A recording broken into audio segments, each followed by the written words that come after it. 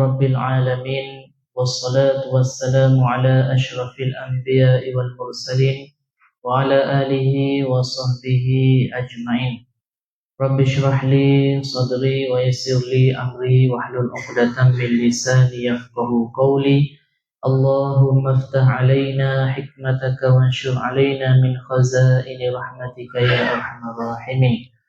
اللهم صل وسلم وبارك على مولانا محمد الفاتح لما أغلق والخاتم لما سبق والناصر الحق بالحق والهادي إلى صراطك المستقيم صلى الله عليه وعلى آله وأصحابه حق قدره ومقداره العظيم. Alhamdulillah, segala puji bagi Allah yang mana masih lagi Allah Ta'ala bagi peluang kehidupan kepada kita untuk kita meneruskan lagi tujuan kehidupan kita beribadat kepada Allah Subhanahu Wa Ta'ala. Mudah-mudahan segala amalan kita semua diterima oleh Allah Subhanahu Wa Ta'ala. Muslimin muslimat yang dirahmati Allah sekalian, Alhamdulillah, kita bersyukur kepada Allah Subhanahu Wa Ta'ala pada malam ini kita boleh mari lagi di Masjid Al-Ghaffar, mungkin Pulau Lima ni. Dan yang kerana Allah Subhanahu Wa Ta'ala. Dan malam ni hamba ganti kepada imam muda lah. Dia tak ada suara dah. Dia suara ni. Okay. Dia cuba semari ganti dia, insyaAllah. Kita teruskan pada malam ni baca kitab Tuhfatul Gharibin, mahkota orang yang gemar menuntut ilmu mengenai penjelasan hakikat iman orang yang beriman dan murtad yang merosakkan iman. Surat 60. Sambungnya daripada berkait dengan bid'ah. Murad bid'ah. Dia jawab dah sebelum ni bid'ah dah.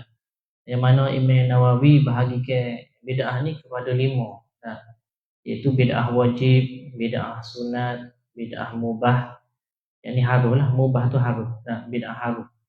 Yang keempat bid'ah makruh, yang kelima bid'ah haram. Jadi hak tolehnya hak arai lah. Bid'ah ni pun dia macam hukum syarak juga. Maksudnya kena berpandu ke hukum syarak lah. Baru tu ni. Bukan semata-mata bid'ah ni tak boleh. Hak tolehnya hak haram tu ni.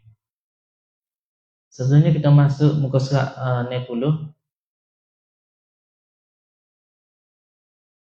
Dan dihikayatkan. Bagian kedua. Dan dihikayatkan daripada Imam Syafi'i bahawa segala pekerjaan yang bersalahan dengan Al-Quran atau hadis atau qaul sahabat atau ijma' maka iaitu bid'ah dhalalah. Daripada Imam Syafi'i dia. Dia sebut bid'ah ni segala pekerjaan yang menyalahi, yang bersalahan dengan Al-Quran, bertentangan dengan Al-Quran ataupun dengan hadis. Bertentangan dengan hadis, bersalahan dengan hadis ataupun qaul sahabat, perkataan sahabat. Sebab sahabat ni duduk zaman Nabi. Tidak dipanggilkan sahabat, melainkan seseorang itu dia dah jumpa Nabi, dia masuk Islam dengan Nabi, lepas tu dia mati dalam keadaan Islam. Mati dalam keadaan Islam. Itu panggil sahabat. Tidak dipanggil sahabat kalau dia duduk zaman Nabi dah, tapi dia tak ada jumpa dengan Nabi, maka tak panggil sahabat.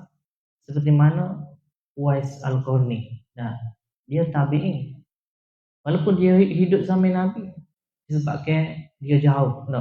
Dia duduk jauh, atau dia jaga mak dia wuzu. Dia tak boleh tinggal mak dia.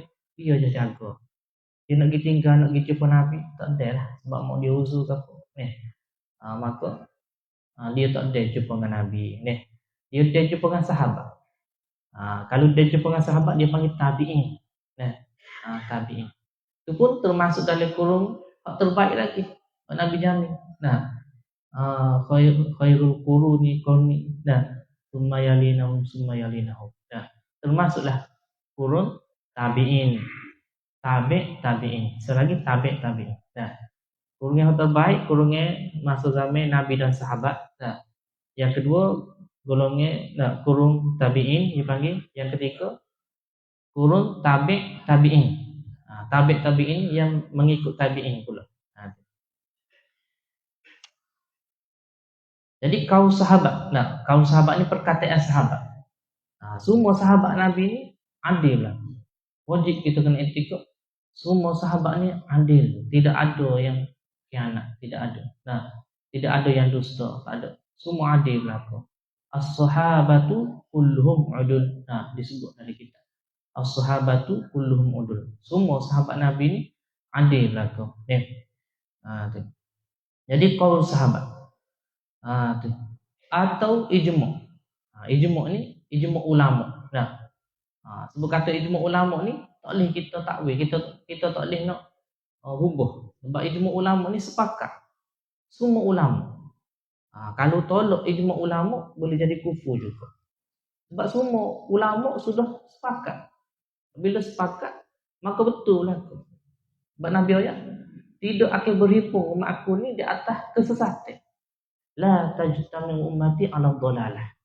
Maksudnya ijma' sahabat ni dia berhimpun lah, maka timbul kebenaran dalam ijma' ulama. Tidak ada kesesatan Nabi ayat. Tidak akan berhimpun umat aku ni di atas kesesatan. Kalau sesat ni mesti akan pecah. Akan pecah. Tapi ijma' ulama ni tidak pecah. Sepakat ulama. Maka dipanggil ijma' ulama. Maka kita tak boleh nak tolak ijma' ulama. Sama macam Al-Quran, hadis. Ijma' ulama tak boleh nak tolak. Kena terima juga. Seperti mana kita terima Al-Quran. Jadi Imam Syafi'i radhiyallahu anhu, dia kata segala pekerjaan yang menyalahi Al-Quran. 30 juz Al-Quran. Tak boleh kita tolak mana-mana satu ayat. Mana-mana satu huruf. Ataupun hadis. Hadis Nabi. Ataupun kaum sahabat. Ataupun ijma'.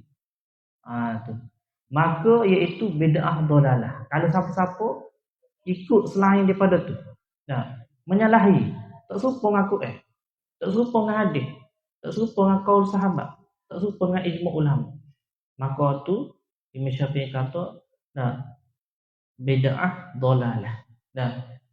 Bid'ah yang sesat. Kalau keluar daripada Al-Quran hadis, dia ijma' ni sesat ni. Dan kata Syekh Abu Syukur Salmi qaddasallahu sirruhu di dalam kitab Tamhid bahawa adalah bid'ah itu 5 kali. Ni bagi panggil apa, Syekh Abu Syukur Salmi. Dia tulis dalam kitab Tamhid dia, bid'ah itu 5 kali. Pertama, bid'ah pada zat Allah Ta'ala. Yang kedua, bid'ah pada kalam Allah. Yang ketiga, bid'ah pada sifat Allah. Yang keempat, bid'ah pada segala perbuatan hamba. Yang kelima, bid'ah pada segala sahabat Rasulullah. Adapun bid'ah pada zat Allah dan pada af'alullah dan pada kalam Allah dan pada segala sifat Allah dengan tiada sebenarnya. Tak sebenar. Kalau rekor-rekor berkat dengan zat Tuhan, ni kena tolak. Bid'ah ni bid'ah besar. Kalau bid'ah pada kalam Allah, rekor-rekor dalam panggil apa, Al-Quran, kalam Allah, ni ditolak. Begitu juga pada segala sifat Allah, ni dia kata tiada sebenarnya. Maka iaitu kufur sekali-kali. Kalau rekor-rekor berkait dengan akidah, maka tak ada perlu. Sebab akidah ni sah je. Akidah ni dia tak boleh berubah. Sejak daripada Nabi Adam hingga Nabi kita Muhammad sallallahu alaihi wasallam dan hingga kiamat. Sah je akidah. Tak boleh nak buat 2 akidah, 3 akidah, tak ada. Akidah sama je. Berpegang pada zat Allah Ta'ala, pada sifat Allah Ta'ala. Tak boleh ubah pegangan kita. Jadi kalau bid'ah, kalau rekor-rekor berkait dengan af'alullah ke, sifat Allah ke, kalamullah ke, zat Allah ke, maka iaitu kufur. Kufur, tidak beriman. Tiada khilaf, tiada ikhtilaf segala ulama pada mengatakan dia kufur. Tiada ikhtilaf maksudnya ijma' ulama. Tak ada seorang pun kata dah. Semua kata ya berlaku. Kata Orang panggil tengoklah mana-mana. Nah, ulama-ulama, nah, berkait dengan akidah ni, kalau menyalahi berkait dengan zat Allah Ta'ala, sifat Allah Ta'ala, af'alullah, maka semua kata kufur. Nah, kalau reka-reka berkait dengan akidah. Tu. Adapun bid'ah pada segala perbuatan hamba atau pada segala sahabat Rasulullah, ada ia bersalahan dengan firman Allah Subhanahu Wa Taala yang nyata, firman Allah Taala yang nyata, atau hadis yang ittifaq segala ulama pada sahnya, atau bersalahan mereka itu padanya, maka bid'ah yang demikian itu mewajibkan kufur jua sekali-kali. Tu. Menyabitkan macam mana. Adapun bid'ah pada segala perbuatan hamba, tadi dia bagi 5. 3 dia sebut dah. Bid'ah pada zat Allah, pada kalam Allah, pada sifat Allah. Ni ittifaq ulama kufur kalau reka-reka. Adapun 2 lagi. Yang keempat dengan kelima. Bid'ah pada segala perbuatan hamba, bid'ah pada segala sahabat Rasulullah. Tu 2 lagi. Dia kata adapun bid'ah pada segala perbuatan hamba atau pada segala sahabat Rasulullah, ada ia bersalahan dengan firman Allah Ta'ala. Tak serupa dengan firman Allah Ta'ala yang nyata, ataupun bersalahan dengan hadis. Hadis yang ittifaq segala ulama pada sahnya. Ulama ittifaq semua kata sah dah hadis ni, bukan hadis palsu ni. Hadis betul ni. Gitu juga Al-Quran.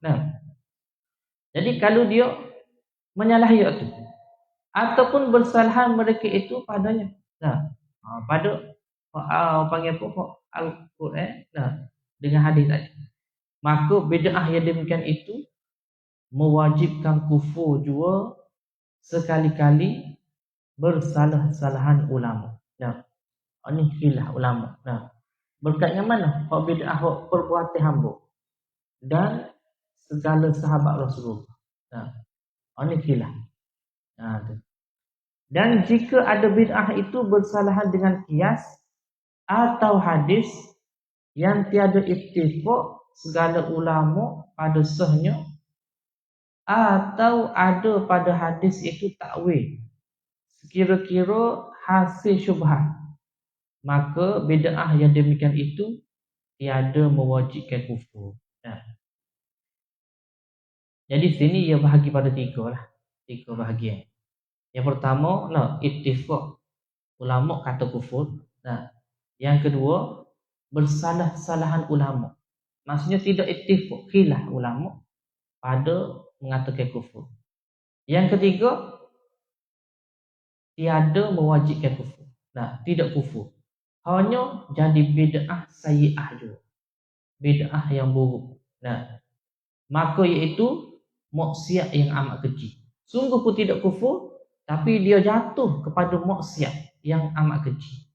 Wajiblah bertaubat, wajiblah taubat daripadanya. Maksudnya sebut kata bid'ah hak sebut tadi semua tak boleh berlaku. Cuma tangga ataupun tingkatan dia tu ada hak berat, ada hak sederhana, ada hak ringan sikit. Tapi semua tu dosa berlaku. Hak paling rendah pun dikira maksiat. Sebab dia menyalahi para sahabat, menyalahi panggil segala perbuatan hamba. Tu. Hubayah. Ni bahasa dia. Hendaklah engkau ketahui, hai talib, bahawasanya pekerjaan yang telah teradat pada setengah negeri bawah angin. Negeri bawah angin. Istilah negeri bawah angin ni Asia Tenggara lah. Negeri-negeri di Kepulauan Melayu. Kalau atas angin tu sebelah tu, sebelah barat, sebelah atas ni. Kita ni negeri bawah angin dipanggil. Negeri bawah angin iaitu Asia Tenggara. Termasuk negeri-negeri Kepulauan Melayu. Di Kepulauan Melayu. Seperti membuang fasilah. Ini yang amale-amale hak negeri-negeri bawah ni. Nah, hak dulu-dulu lah ni. Nah, hak sekarang ni banyak kita tak ada dah. Amale dia adat ataupun pekerjaan dia. Nah, amale dia panggil sudah beradat. Nah, dia buat apa? Membuang fasilah. Nah, buang fasilah ni yakni dia sebut bawah buang sia. Nah, maja sia ni. Tu.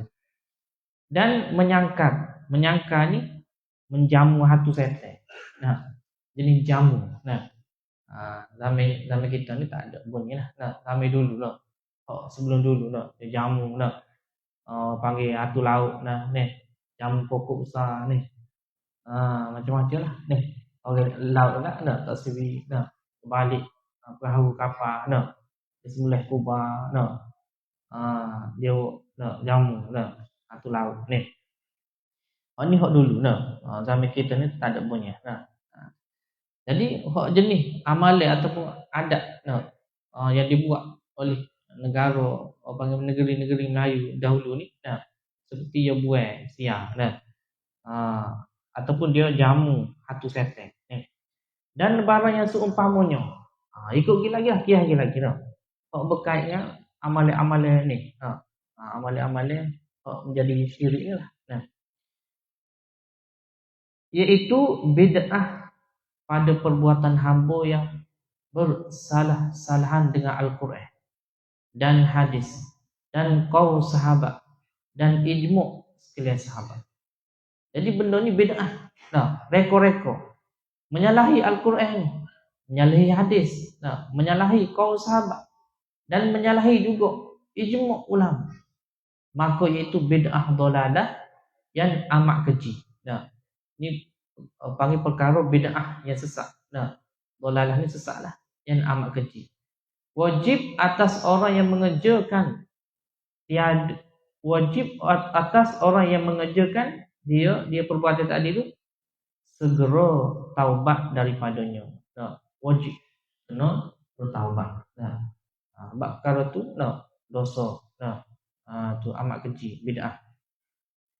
Dan wajib atas segala raja-raja dan orang besar menghilangkan dia. Wajib atas orang atas orang panggil pemimpin atas dia kena buat benda-benda gini.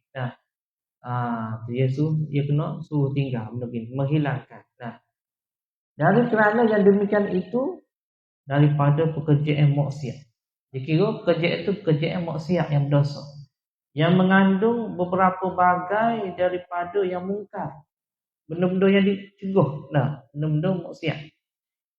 Dan tiap-tiap pekerjaan yang mungkar itu wajib menegahkan dia.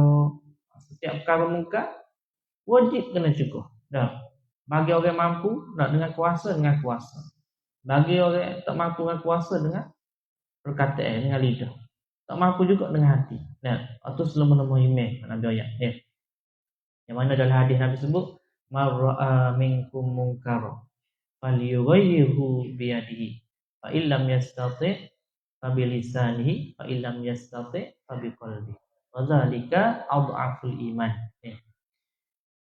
Dan tiap-tiap pekerjaan yang mungkar itu wajib menegahkan dia dan menghilangkan dia dengan suruh Allah Ta'ala dan Rasulnya di dalam beberapa nas Al-Quran dan hadis.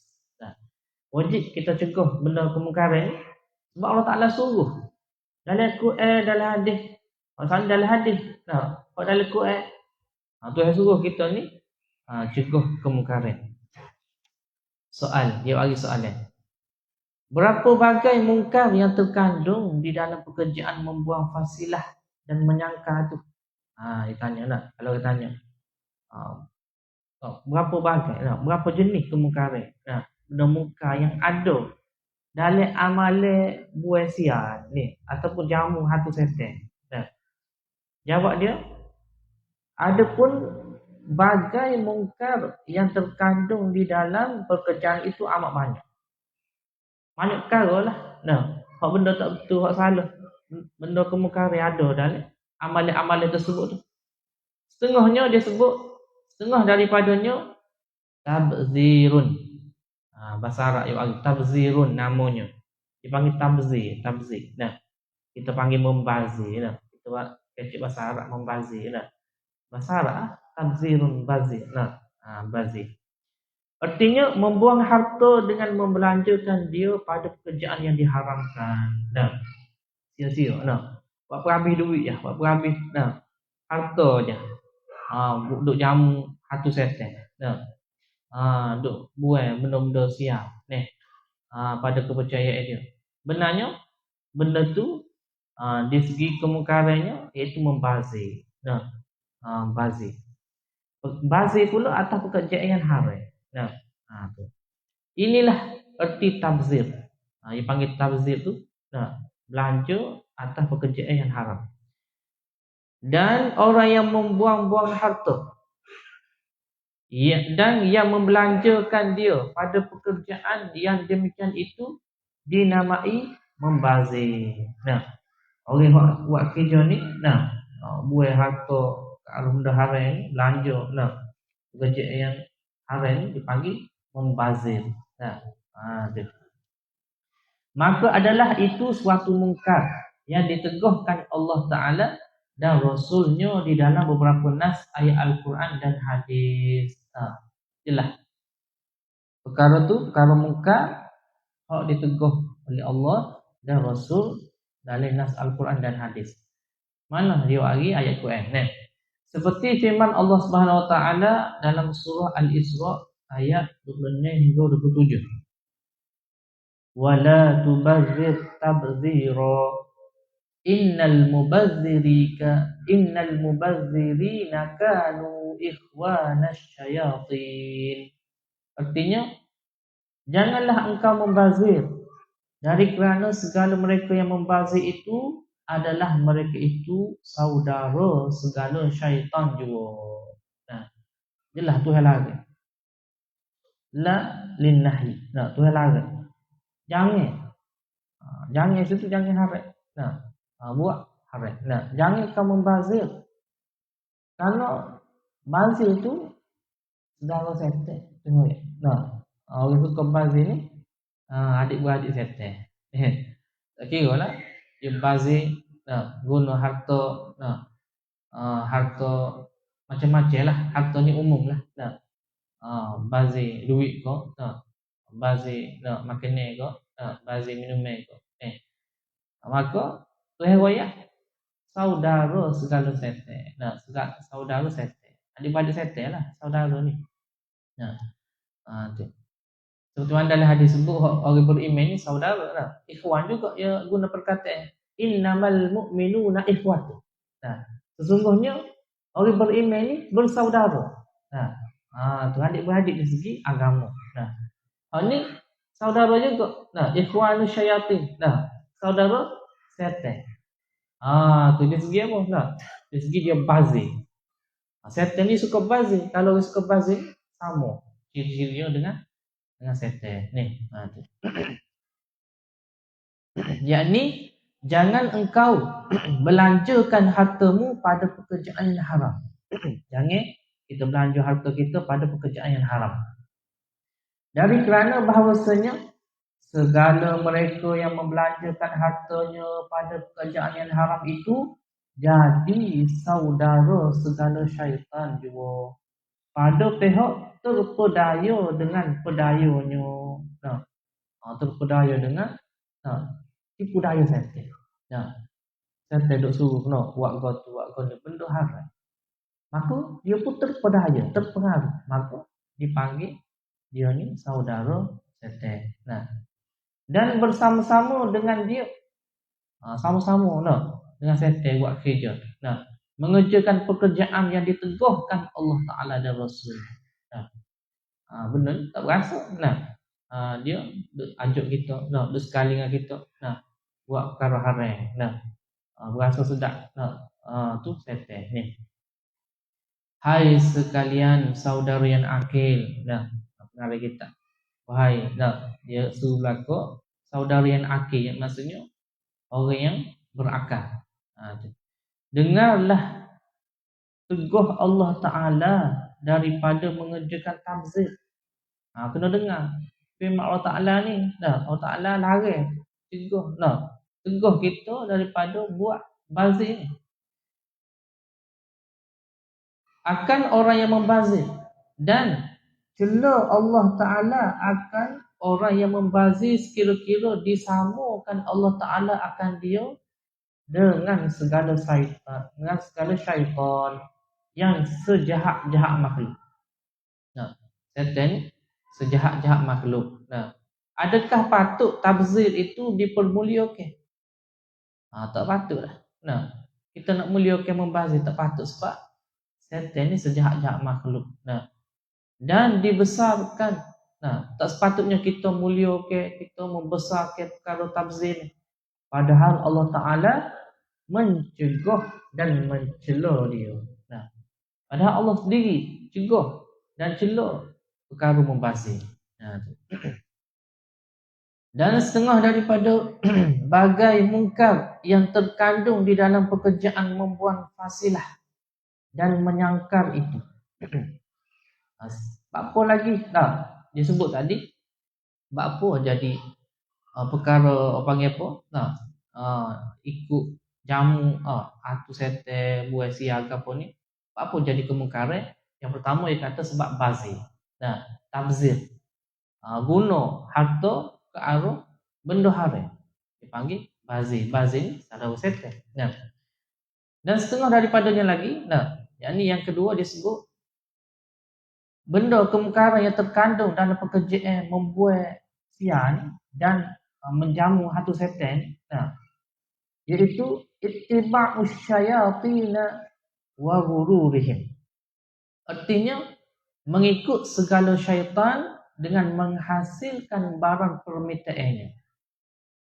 Orang tadi saudara setan, ni ikut pula. Ittiba' ni ikut. Seolah ikut punggung setan. Dia segala permintaan dia. Dia minta we belakang. Dan mengharap-harap yang dijanjikannya. Duk harap-harap harap-harap buat ni jadi gitu, jadi gini, duk harap. Benda tu permintaan setan sebenarnya. Yang dijanjikannya itu suatu mungkar yang amat keji yang diteguhkan Allah Ta'ala dan Rasulnya di dalam beberapa ayat Al-Quran dan hadis. Benda tu dicegah. Allah Ta'ala cegah dalam Al-Quran dan Nabi cegah dalam hadis. Seperti firman Allah Subhanahu Wa Ta'ala dalam surah Al-Baqarah ayat 108 hingga 109. Wala tattabi'u khutuwatis syaitan innahu lakum aduwwum mubin. Innama ya'murukum bis-su'i wal fahsya ila akhir ayat. Artinya, dan jangan kamu ikut akan segala jalan syaitan. Tuhan lagi, jangan ikut jalan dia. Jalan setan. Yakni perhiasannya dan pedayanya. Jadi kerana bahawasanya syaitan itu bagi kamu seteru yang amat nyata. Tuhan kata, jangan ikut setan ni. Setan ni musuh muak nyata. Seteru muak nyata. Hanya sahaja tiada menyuruhkan syaitan itu akan kamu melainkan dengan berbuat kejahatan dan segala pekerjaan yang keji-keji dua. Setan ni tak ada kerja lain. Dia suruh buat jahat. Dia suruh kita buat jahat dan segala pekerjaan yang keji-keji. Jadi Tuhan larang jangan mengikut setan ni. Dia tu musuh muak nyata. Kita tak nampak. Disebabkan budaya dia dalam hati kita, kita tak nampak benda tu benda yang keji, benda tu benda yang jahat. Sebab setan bersama orang yang buat jahat ni.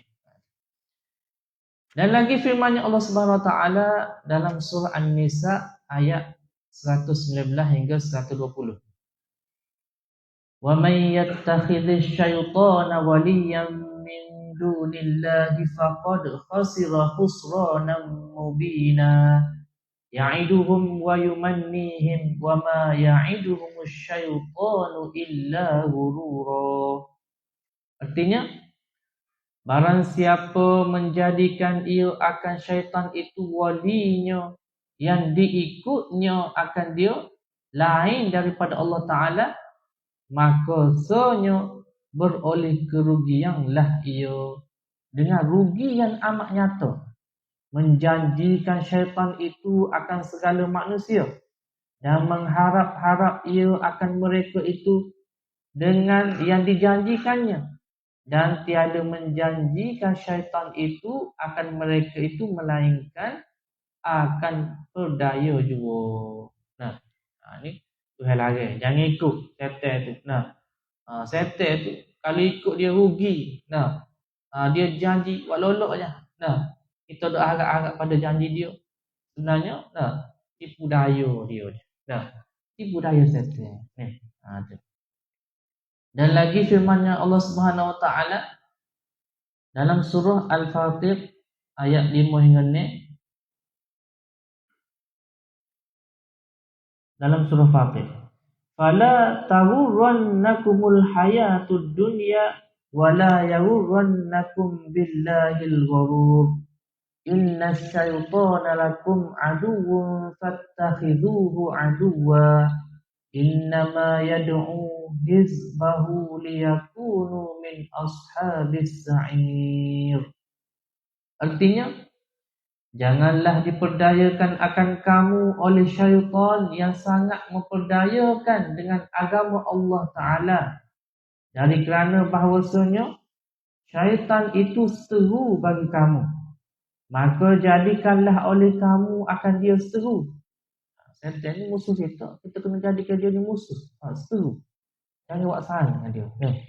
Hanya sahaja tiada menyeru syaitan itu akan segala mereka yang mengikut dia, melainkan supaya jadilah mereka itu daripada mereka yang mempunyai neraka bersama-sama mereka itu dengan dia.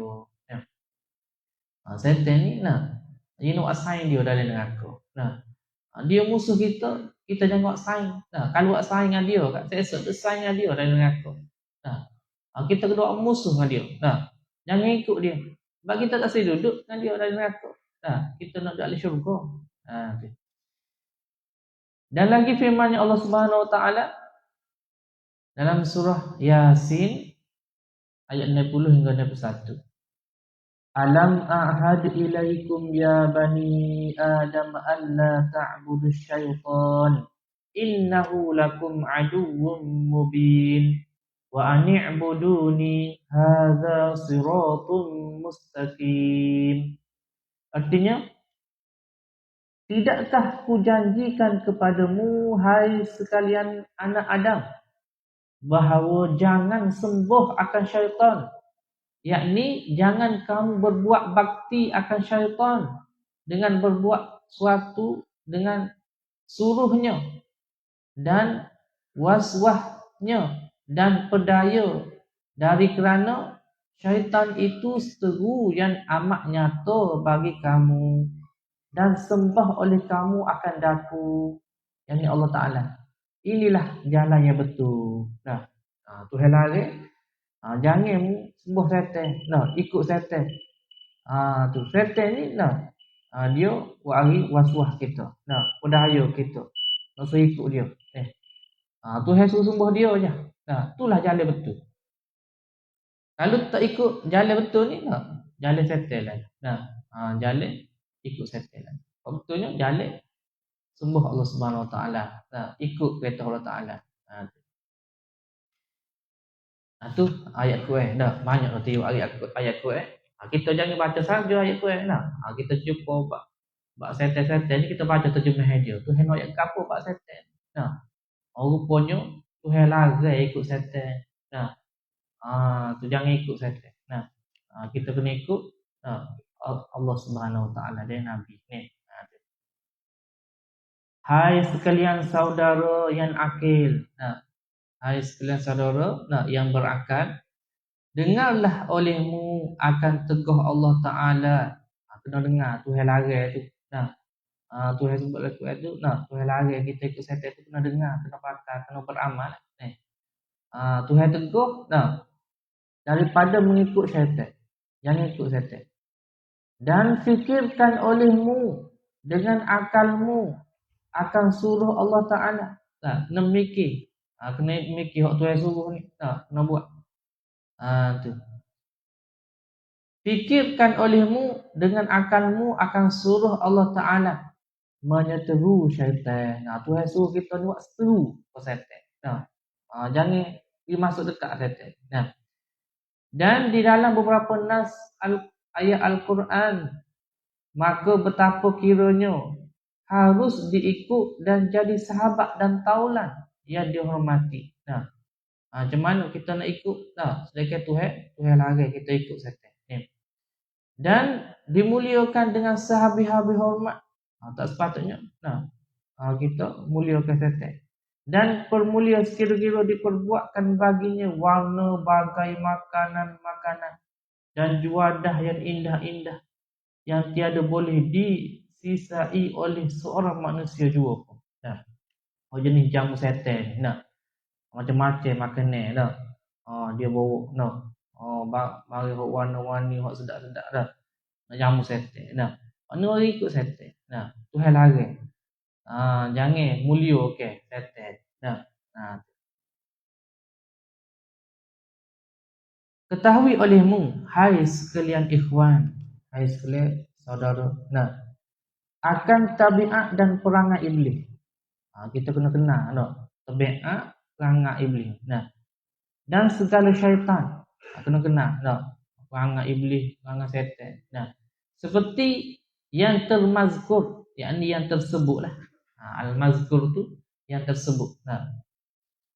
Di dalam beberapa nas ayat Al-Quran, bahawasanya adalah iblis dan segala syaitan tiada menyuruh mereka itu akan insan melainkan dengan berbuat yang qabih. Yang qabih ni yang keji.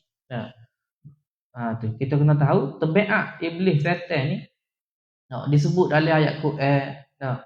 Bahawasanya iblis dan syaitan ni dia tak akan suruh buat benda molek. Dia akan suruh buat benda qabih. Qabih ni ke apa? Benda keji. Qabihun. Keji. Dan tughyanun. Kalau tughyanun, yakni ania-anyo, buat nyanyo, buat zalim. Dan tiada yang dijanjikan mereka itu akan segala manusia melainkan ghurur. Hok yang janji-janji tu, setan duk janjikan kita tu sebenarnya tipu daya. Guru ni tipu daya. Dia tipu je. Dan isyan. Isyan ni derhaka. Derhaka pada Allah Subhanahu Wa Taala. Dia suruh tu hak Tuhan larang. Maka adakah patut diikut suruhnya yang semata-mata kejahatan? Maksudnya suruh kita ni orang berakal. Tuhan yang akal kita ni barang paling mahal. Ada akal ni setara dengan bawa kaki pak. Al-An'am. Tu. Orang ada akal ni kena mikir. Tuhan biar akal kita. Kena mikir. Jangan kita guna akal. Tu. Maksudnya seru. Kita kena mikir balik. Tak patut kita ikut suruh setan. Sebab dia suruh semata-mata kejahatan. Kita ni hamba Allah, kita kena buat apa perintah Allah Subhanahu Wa Taala. Bukan kita ikut setan. Allah Taala jadikan sekalian ni untuk kita. Tuhan makan, minum, rumah, tempat tinggal semua, kenderaan boleh pergi mari ke apa semua. Berkhidmat pada manusia. Jadi manusia tak sepatutnya berkhidmat pada setan, pada nafsu. Manusia ni dia sepatutnya menjadi hamba kepada Allah Subhanahu Wa Taala. Gitu.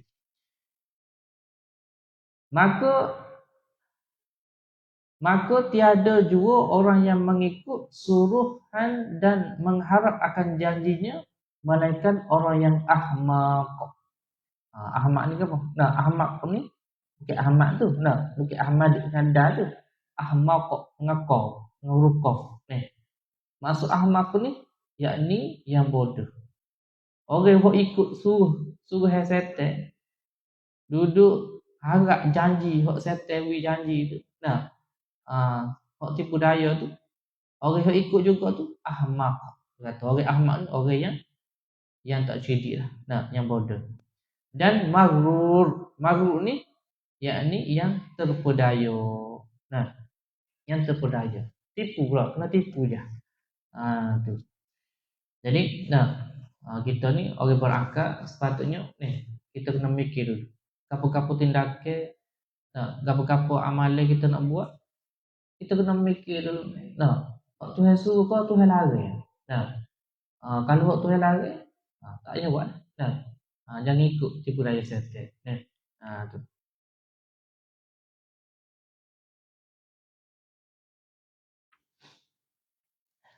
Panjang lagi.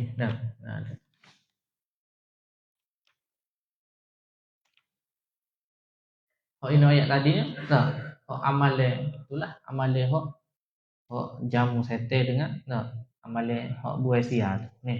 Tu. Maksudnya semata-mata ikut syaitan. Kat law ni tak ada dah benda gitu Tapi syaitan tidak orang panggil tidak berputus asa. Dia cari jalan lain pula. Law ni macam-macam lah maksiat. Kita tengok dalam dunia orang panggil law ni, dunia tanpa sepadan. Dalam medsos. Apa medsos? Media sosial. Macam-macam kat tu pula. Saluran masuk dalam rumah kita. Tak payah turun tanah. Tak payah turun tanah dah ni. Pakai tangan je. Handphone seseorang. Dalam tu macam-macam ada. Kebaikan dan keburukan. Tu. Tu je lah. Kalau orang panggil apa? Benda maksiat ni ajarkan syaitan berlaku. Bukan tak boleh guna, boleh guna. Tapi kita kena mikir, kena mikir dulu. Tuhan suruh kau Tuhan larang. Benda Tuhan suruh banyak lagi. Apa kita nak buat benda hak Tuhan larang. Sebab lah ni orang panggil teknologi moden. Macam-macam orang panggil benda maksiat pun mudah. Mudah berlaku. Dulu payah lah ni mudah macam-macam lah ni. Jadi benda hak orang panggil Tuhan larang ni berkat dengan anggota kita lah. Kita Tuhan berakal. Segi anggota sama-sama ada anggota. Bezanya akal kita. Dengan binatang ni bezanya akal. Tu kita kena takut orang panggil azab Allah Subhanahu Wa Taala. Kalau kita tak guna orang panggil mata kita, telinga kita, fikiran kita tak guna hak Tuhan suruh, maka Tuhan kata lebih berat pada binatang. Yang mana dalam Al-Quran Tuhan sebut dalam Al-Quran walaqad zara'na li jahannama katsiran minal jinni wal ins lahum qulubun la yafqahuna biha wa lahum a'yunun la yubsiruna biha wa lahum adhanun la yasma'una biha ulaika kal an'ami bal hum adall. Itulah ayat Tuhan akan penuhkan neraka jahanam ini dengan jin dan manusia, yang mana jin dan manusia ni dia ada hati, ada akal, fikiran, dia tidak mahu fikir. Dia tak mahu orang panggil memahami hak Tuhan beri akal dia. Ke arah hak Tuhan suruh. Dia tak guna mata penglihatan ke arah hak Tuhan suruh. Dan dia tidak guna telinga pendengaran untuk dengar hak Tuhan suruh. Maka Tuhan kata ulaika kal an'am. Mereka tu seperti mana binatang. Tuhan royak seperti binatang. Bukan Tuhan royak balhum adall. Bukan lebih berat lagi pada binatang. Tu royak siapa tak tu Tuhan royak. Berat. Ya apa kita guna. Tuhan royak bagi mahal dah kita, bagi berharga. Tapi kita tak guna ke arah hak Tuhan suruh. Guna hak Tuhan larang. Guna juga Tuhan beri akal, Tuhan beri mata, telinga, guna juga, tapi ke arah Tuhan larang. Tidak sepatutnya. Hak Tuhan naknya guna ke arah hak Tuhan suruh. Barulah kita ni mulia. Tu sebab benda kemuliaan itu ada pada kita, kita kena mulia hak Tuhan beri. Kalau tidak guna hak Tuhan ke arah Tuhan larang, maka Tuhan orang panggil hina serendah-rendahnya. Sehingga lebih berat daripada binatang ni. Yang rasa setakat itulah sama semula lah. Dan setengah daripada bagai mungkar yang terkandung dalam pekerjaan membuang fasih. Wallahu alam. Wa ilmu atam. Subhanakallahumma bihamdik asyhadu an la ilaha illa anta astaghfiruka wa atubu ilaik. A'udzubillahi minasyaitonir rajim. Bismillahirrahmanirrahim. Alhamdulillahi rabbil alamin wassalatu wassalamu ala asyrafil anbiya'i wal mursalin wa ala alihi washabihi ajmain. Allahumma inna nas'aluka ilman nafi'a wa rizqan thayyiban wa amalan mutaqabbala. Wassallallahu ala sayyidina Muhammad wa ala alihi washabihi ajmain walhamdulillahi rabbil alamin.